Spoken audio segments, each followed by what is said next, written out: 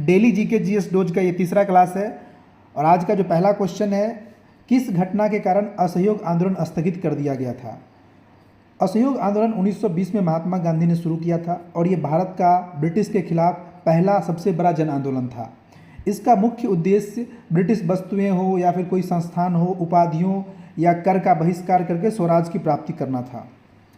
ये पास कब हुआ था, तो कलकत्ता का अधिवेशन जो हुआ था 1920 में, उसमें कांग्रेस ने इसको स्वीकृति दे दी थी और यह खिलाफत आंदोलन के साथ मिलकर हुआ था, जिसमें हिंदू मुस्लिम एकता देखने को मिली थी। इसमें मोस्टली क्या हुआ, सरकारी स्कूल हो गया या कॉलेज और न्यायालयों, इन सब का बहिष्कार किया गया, विदेशी वस्तुएं का त्याग करके खादी को अपनाया गया, ये सब चीज़ हुआ था और सरकार की सभी उपाधियों को वापस किया गया था। क्योंकि उस समय जो तत्कालीन एक कह सकते हैं कि ज्वलंत मुद्दा था वो क्या था, रॉलेट एक्ट और जालियांवाला बाग हत्याकांड। लेकिन हुआ यूँ कि फरवरी 1922 में उत्तर प्रदेश में एक जगह है चौरा चौड़ी, वहाँ पे क्या किया, जो हिंसक भीड़ ने हिंसा का रूप ले लिया और वहाँ पुलिस चौकी को जला दिया, जिसके कारण क्या हो गया, गांधी जी नाराज हो गए क्योंकि वो इस आंदोलन को अहिंसक रूप से आगे ले जाना चाहते थे। तो इतनी बड़ी हिंसा के बाद उन्होंने क्या किया, इस आंदोलन को वापस ले लिया था। तो इसका जो सही उत्तर हो जाएगा चौड़ी चौरा कांड हो जाएगा। इसी कांड के बाद असहयोग आंदोलन स्थगित कर दिया गया था। दूसरा क्वेश्चन है कि पहली बार जनगण मन कांग्रेस के किस अधिवेशन में गाया गया था। थोड़ा सा देख लेते हैं कांग्रेस के अधिवेशन, उसके बाद इसका उत्तर तो मैं आपको बता ही दूंगा। देखिए, कांग्रेस का पहला अधिवेशन हुआ था 1885 में। कहाँ पे हुआ था, बॉम्बे में। और इसके अध्यक्ष कौन थे, WC बनर्जी, वमेश चंद्र बनर्जी, पहला याद रखना है।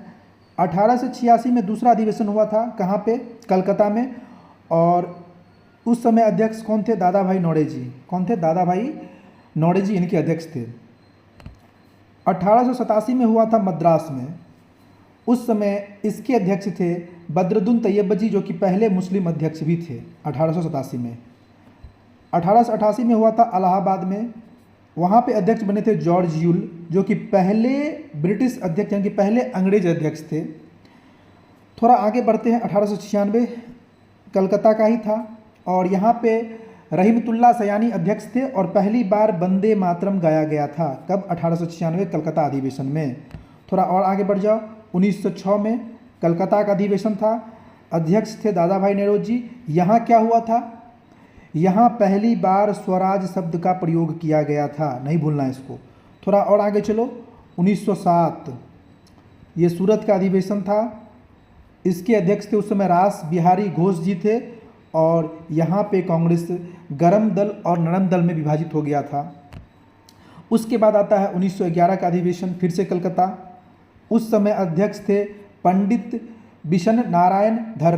कौन थे, बिश नारायण धर थे जी थे बिश नारायण धर जी अध्यक्ष थे और पहली बार जनगण मन 1911 के कलकत्ता अधिवेशन में गाया गया था। तो इस पॉइंट को नहीं भूलना है। कुछ और इम्पोर्टेंट देख लेते हैं। 1916 में हुआ था लखनऊ का अधिवेशन।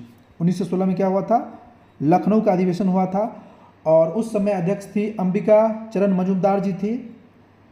इसमें हुआ था कि नरम दल गरम दल एक हो गया था और मुस्लिम लीग के साथ भी समझौता हो गया था। 1917 में कलकत्ता का अधिवेशन, इसमें क्या महत्वपूर्ण चीज़ हुई थी, 1917 के कलकत्ता अधिवेशन में एनी बेसेंट पहली महिला अध्यक्ष बनी 1917 में। अगर पूछे कि पहली महिला अध्यक्ष तो 1917 का कलकत्ता अधिवेशन। लेकिन थोड़ा और आगे चलो, 1925 में हुआ था कानपुर में अधिवेशन और उस समय सरोजिनी नायडू जी अध्यक्ष बनी थी, लेकिन ये पहली भारतीय महिला थी। अगर पूछ ले कि पहली महिला तो फिर 1917 का कलकत्ता अधिवेशन एनी बेसेंट। अगर पूछ ले कि पहली भारतीय महिला तो 1925 का कानपुर अधिवेशन सरोजिनी नायडू। इन दोनों को नहीं भूलना है। एक इम्पोर्टेंट है 1924 का बेलगाम अधिवेशन। बेलगाम अधिवेशन में पहली बार गांधी जी ने अध्यक्षता की थी और वो उनका आखिरी बार भी था।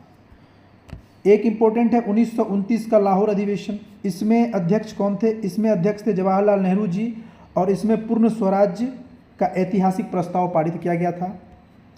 1931 का कराची अधिवेशन और उस समय अध्यक्ष थे वल्लभ भाई पटेल। पहली बार मौलिक अधिकारों या फिर आर्थिक नीति का प्रस्ताव उन्होंने रखा था 1931 के कराची अधिवेशन में। 1938 में हुआ था हरिपुरा में, जहाँ पे सुभाष चंद्र बोस अध्यक्ष बने थे और उन्होंने राष्ट्रीय योजना समिति का गठन किया था। ये भी एग्जाम में पूछता है कि पहली बार राष्ट्रीय योजना के बारे में चर्चा कब हुई थी? तो 1938 के कांग्रेस अधिवेशन में, जो अध्यक्ष थे सुभाष चंद्र बोस जी थे। तो ये सब कांग्रेस के कुछ महत्वपूर्ण अधिवेशन है, इसको नहीं भूलना है। बढ़ते हैं अगले क्वेश्चन के पास। भारत के महान न्यायवादी का कार्यकाल कितना होता है? जानते हैं कि महान न्यायवादी होता क्या है? देखो, ये एक संघ के कार्यकारिणी का प्रमुख अंग होता है और देश का सर्वोच्च कानून अधिकारी होता है। कौन? महान न्यायवादी। ये देश का सर्वोच्च कानून अधिकारी होता है और हमारे संविधान के अनुच्छेद 76 में इनके बारे में प्रावधान दिया गया है। इसकी जो नियुक्ति होती है वो राष्ट्रपति करते हैं। किसके सलाह पे? तो उस समय जो सरकार चल रही होती है उसके सलाह पे करते हैं। एक्चुअली इसका योग्यता क्या होना चाहिए? वह एक ऐसा व्यक्ति होना चाहिए जो सर्वोच्च न्यायालय या न्यायाधीश नियुक्त होने के योग्य हो, अर्थात वह भारत का नागरिक हो, उच्च न्यायालय के न्यायाधीशों के रूप में कार्य करने का उसका 5 वर्ष का अनुभव हो न्यायाधीश के रूप में, और वकालत के रूप में 10 वर्षों का अनुभव हो, और राष्ट्रपति के अनुसार वह न्यायिक मामलों का योग्य व्यक्ति हो। ये गुण जिसमें होगा वो भारत का महान्यायवादी बनने की योग्यता रखता है। इसका जो कार्यकाल होता है कोई फिक्स टेन्योर नहीं है इसका। ये राष्ट्रपति के प्रसाद पर्यंत बने हुए रहते हैं। राष्ट्रपति जब भी चाहेंगे उनको हटा देंगे। इनको हटाने के लिए कोई ऐसा मतलब कि रूल नहीं हमारे संविधान में वर्णित किया गया है। इनका काम क्या होता है? इनका जो मुख्य काम होता है वो होता है कि भारत सरकार की ओर से वो सभी कोर्ट में जाएंगे और उनको रिप्रेजेंट करेंगे। जैसे कि होता है ना, गवर्नमेंट ऑफ इंडिया केस लड़ रही है तो उस समय जाके वही रिप्रेजेंट करते हैं। कौन? भारत के महान्यायवादी। कौन? भारत के महान्यायवादी जी करते हैं। अच्छा, इनका कार्यकाल कितने वर्षों का होता है? देखो, इनका जो कार्यकाल बता ही दिया कि इनका कोई फिक्स टेन्योर नहीं होता है।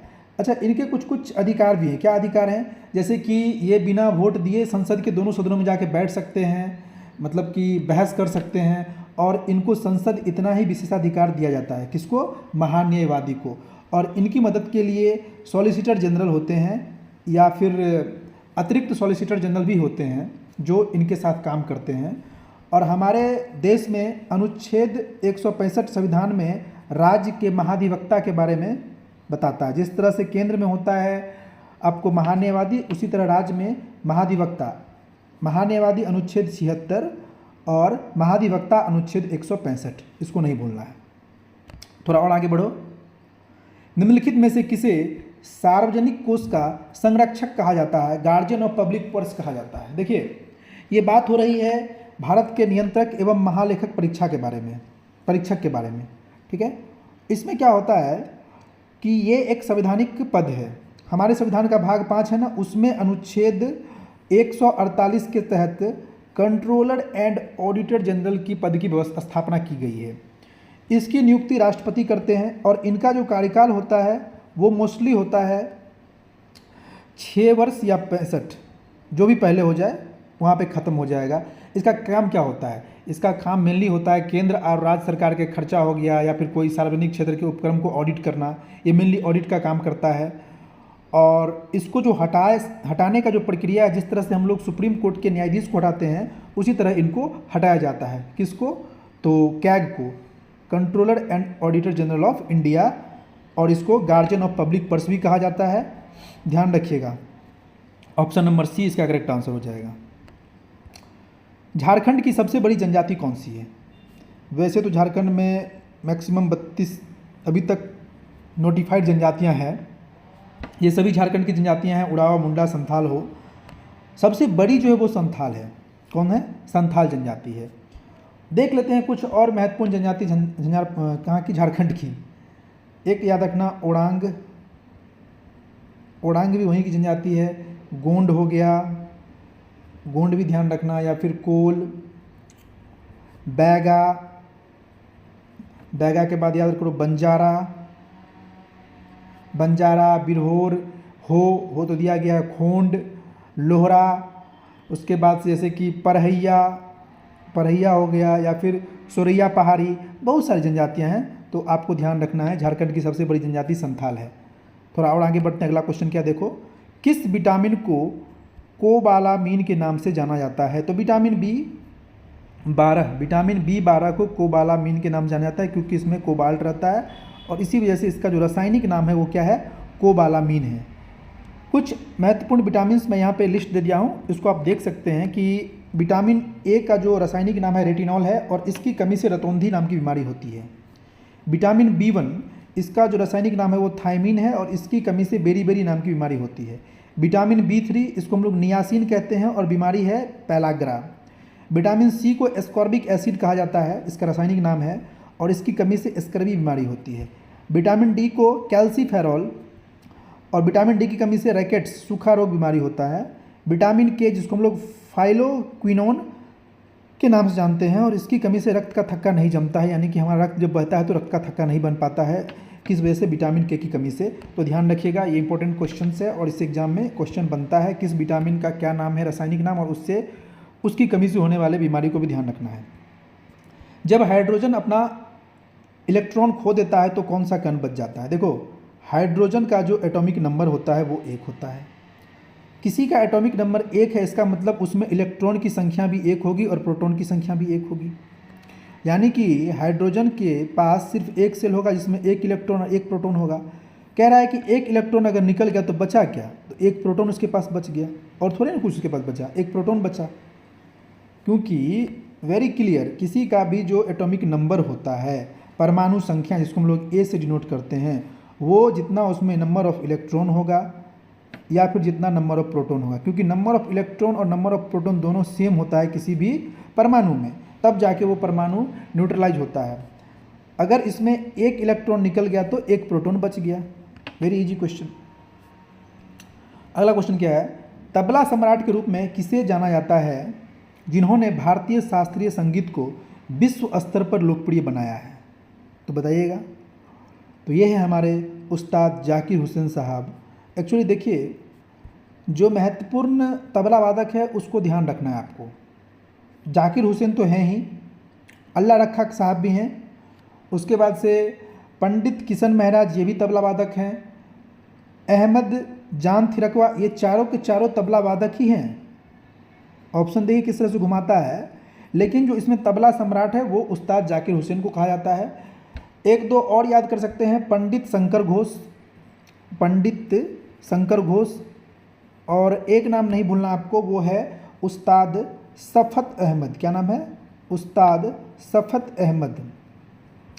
कुछ घराना भी इंपॉर्टेंट है जो तबला वादक से रिलेटेड है, जैसे कि अपना पंजाब घराना। जो पंजाब घराने से कौन कौन आते थे? अल्लाह रखा खान और जाकिर हुसैन, ये दोनों पंजाब घराने से आते थे।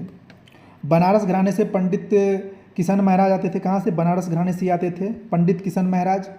और दिल्ली घराना से उस्ताद सफ़त अहमद खान। दिल्ली घराने से कौन आते थे? उस्ताद सफ़त अहमद से। तो ये आपको ध्यान रखना है, तबला सम्राट उस्ताद जाकिर हुसैन। अभिकेंद्रीय बल किस दिशा में कार्य करता है? मान लो कि ये कोई सर्कुलर पाथ है जिस पे कोई चीज़ या कोई चीज़ चक्कर मार रही है, चाहे वो तुम हो या कोई भी ऐसा पार्टिकल जो घूम रहा हो, तो उस समय क्या होता है ना, केंद्र की ओर बल लगता है, जिसको हम लोग कहते हैं अभिकेंद्रीय बल। क्या कहते हैं? अभिकेंद्रीय बल। इसी को कहते हैं जो केंद्र की ओर बल, ये चल रहा होता है इस डायरेक्शन में, लेकिन बल लगता है अंदर की ओर, जिससे क्या होता है अंदर की ओर जो है सो झुका हुआ थोड़ा सा रहता है। और ध्यान रखना, उसी के विपरीत एक बाहर भी बल लगता है, इसको हम लोग सेंट्रीफ्यूगल फोर्स कहते हैं। तो ये केंद्र की ओर लगता है अभिकेंद्रीय बल, सेंट्रीपिटल फोर्स, केंद्र की ओर लगता है। कथक मुख्य रूप से किस क्षेत्र का शास्त्रीय नृत्य है? तो कथक हमारे भारत के जितने भी क्लासिकल डांस हैं, शास्त्रीय नृत्य हैं, उसमें से एक बहुत ही महत्वपूर्ण है कथक, और ये उत्तर भारत का शास्त्रीय नृत्य है। जानते हैं कुछ एक्सपोनेंट जो कथक डांस करते हैं, जैसे कि पहले थे पंडित बिरजू महाराज। कौन थे? पंडित बिरजू महाराज, शोभना नारायण, लच्छू महाराज और कुमुदनी लखिया जी थी। 1-2 और ध्यान रखना, गोपी कृष्ण,